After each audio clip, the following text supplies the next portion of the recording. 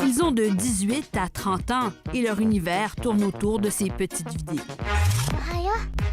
De Moscou à Vladivostok, leur contenu est aussi étrange qu'il est divertissant. La plupart du temps, inoffensif, même quand on se paie la tête du président.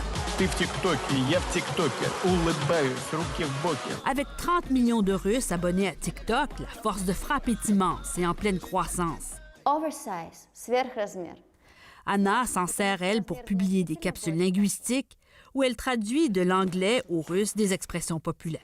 This energy, people's energy, which I get from people, this is why I'm on TikTok.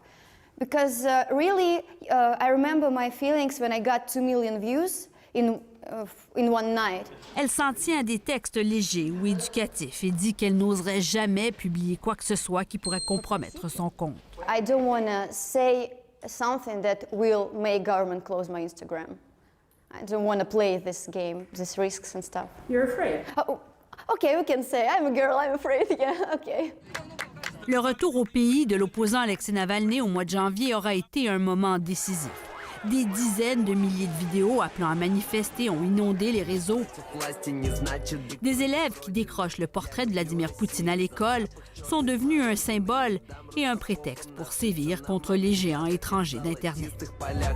And that's why after the civic protest this winter, we saw the new wave of restrictions, repressions, and new laws that are now regulating social media.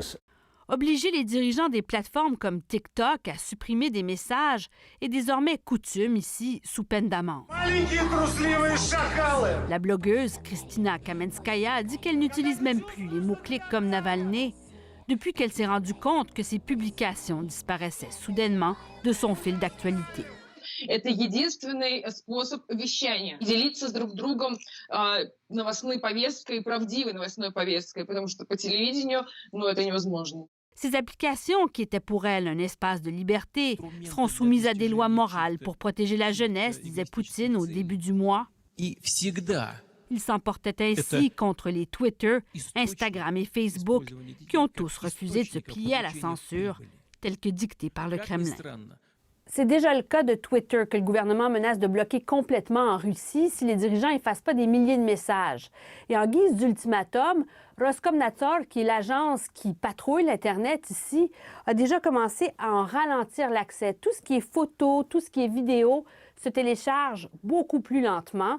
Twitter n'est pas le plus populaire des réseaux sociaux en Russie, mais qu'on s'en serve comme terrain d'essai, ça envoie un message assez inquiétant. They will continue this trend and we will see new blockings, even shutdowns if the civil protests happen again, as it happened in Kazakhstan and in Belarus. L'avocat Sarkis Darbinian milite en faveur des libertés numériques pour sauver, dit-il, ce qu'il en reste en Russie. Car à la différence de la Chine, le gouvernement russe a mis des années avant d'essayer de contrôler le contenu, comme il le fait déjà pour la télévision.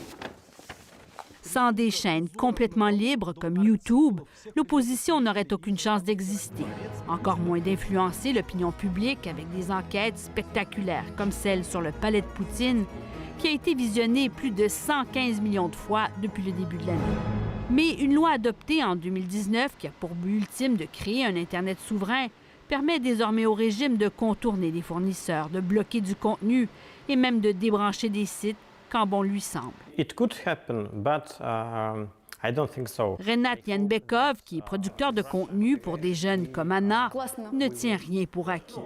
Mais il doute que ce soit dans l'intérêt du Kremlin de couper les Russes de l'Internet mondial. Social network in Russia more than just social network. Les éliminer aurait des conséquences économiques catastrophiques. A lot of Russian users and companies are integrated in the worldwide economy and are making money in YouTube, and there are no other alternatives. Mais d'ici là, les autorités se faufilent là où elles le peuvent et ça n'a rien de subtil.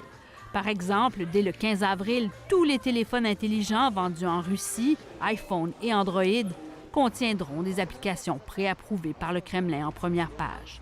Le gouvernement semble aussi avoir trouvé preneur chez des jeunes stars de TikTok Запад уже отреагировал на задержание Навального. Запад уже отреагировал на задержание Навального. qui reprennent des messages identiques au mot près pour faire l'apologie du Kremlin.